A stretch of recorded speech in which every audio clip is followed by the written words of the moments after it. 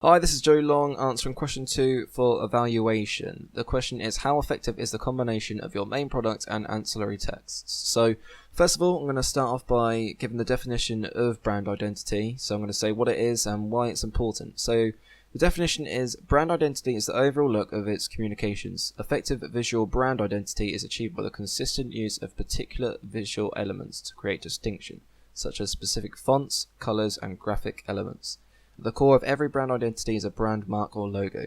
Now, applying this to our music video and digipack and advert, I will do that later. But basically, I'm just going to elaborate on why it's important. So, firstly, it makes whatever product you have recognizable and your brand itself recognizable. Now, could be globally, nationally, it could be to your own target audience or to any audience. As long as they see it and they see certain things that they find repetitive, they will familiarize it with your brand.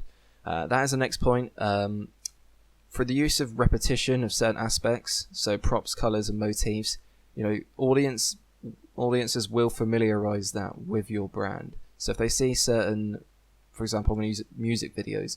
If they see music videos made by a certain brand and they see colors, motifs used all the time in these music videos, they're going to associate it with that brand, and that also affects the reputation of that brand as well and the overall look on it. So for example, I'm going to move on to genre and how these are normally associated with that particular genre, so the target audience can relate to it. So all those props, colors, and motifs, the target audience or any audience are going to relate it to a particular genre. Now, an example of this in our media today would be Little Mix. The girl group, through the use of their music videos and posters, they use bright colours as a theme throughout to attract their pop audience.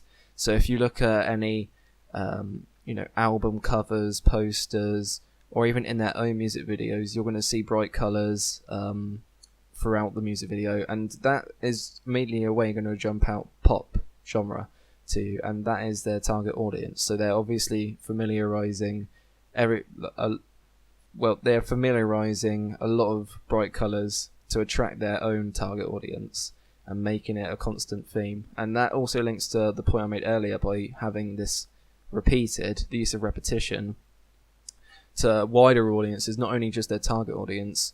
Normal audiences are going to familiarize themselves with Little Mix with the use of bright colors. Additionally, many artists actually change their brand identity to approach a new target audience. So, for example, Arctic Monkeys and Miley Cyrus. I'm going to use Miley Cyrus as an example. Originally, she was thought of quite an innocent, sweet singer. Obviously, under Disney, she was imposed in this certain way. She was attracting young teens for a pop audience, whereas now she has changed to adapt to a new persona and attract a wider audience with a more lately sexual themed attitude to her lyrics, music videos, and image overall. And also there are a lot of influences onto brand identity. So in Miley Cyrus's case, it was getting older, so she wasn't always going to be able to stick to that sweet persona, I guess, sweet reputation even that she had, and same with Arctic Monkeys. They found that their target audience, or the audience that they were targeting, was quite limited, and they ended up changing their identity, their brand identity, to move on to a wider audience, and just try and attract more people, I guess. So with that done, I'm going to move on to the first question, which is, how does brand identity come into our own music video?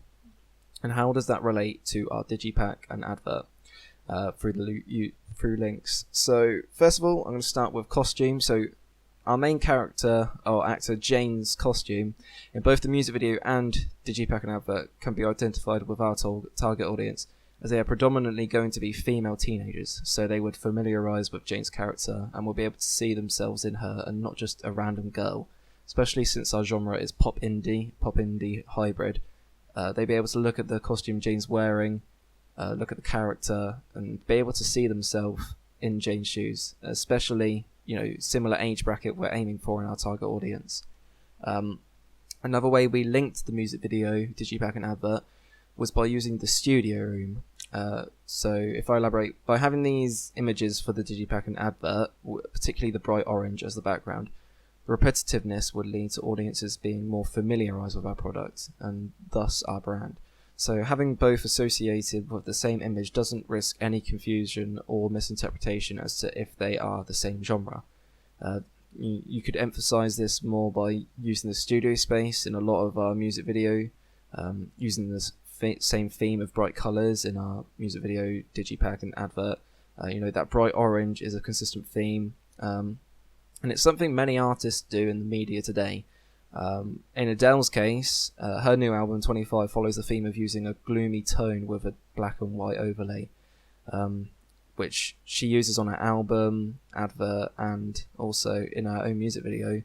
And the idea of using that is to mix well with the whole concept of, dysfunctional relationships, I guess you could say, which she's recognised for in her songs. And that's kind of what we were looking for in our own brand. The bright colours, it is associated with our genre at the end of the day, pop and indie. The hybrid we have, the reason we use the bright colours, with the balloons as well, the use of the props, it is just to make it more relatable to our own target audience.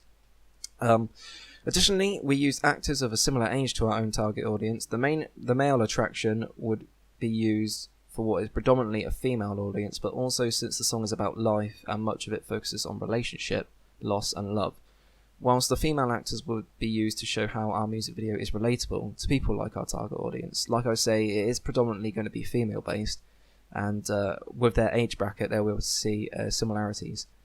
We also made sure that actors had an indie and casual costume to match those of our audience, linking to what our main actor Jane is wearing in both digipack and advert. It's through the use of these costumes that audience members don't feel out of place or unfamiliar with the character and instead relate to them. Since, for example, if Jane was wearing jewellery, lots of it, and high-class clothing, then the audience that we are trying to attract may instead feel that this type of character is more well-off than that of themselves. It's reasons like this that we were conscious of the small things too, like our female actor wearing a nose ring, for instance. Many people from our indie-based audience would perhaps have one too. Again, emphasising connection between characters and audience, and how this links between our digipack, advert and music video. So we had Jane wear a similar costume in both the digipack and advert, just to familiarise themselves with that and make sure that they knew those two were the same. One other link between the music video, digipack and advert is that the significance of the balloons, this is the big point, and the motif it represents is ever present. So with our concept being about wildest moments and how we must remember them but also let others go, i.e. Jane letting go of her balloon at the end, it's important that our audience know that these balloons are in this video for a reason and not just to be on show. That's why showing them in all three makes our audience aware that they should focus on it and what it represents when it comes to watching the video. It's from seeing it in the digipack and advert that the interpretation and opinions on what the balloons mean happen. So in our own media today, we see examples of this where audiences watch this disjuncture in videos and discuss with others, so other target audiences, other people, what the overall meaning or representation of a music video is. So for example, Elastic Heart by Sia was a clear example that produced mass controversy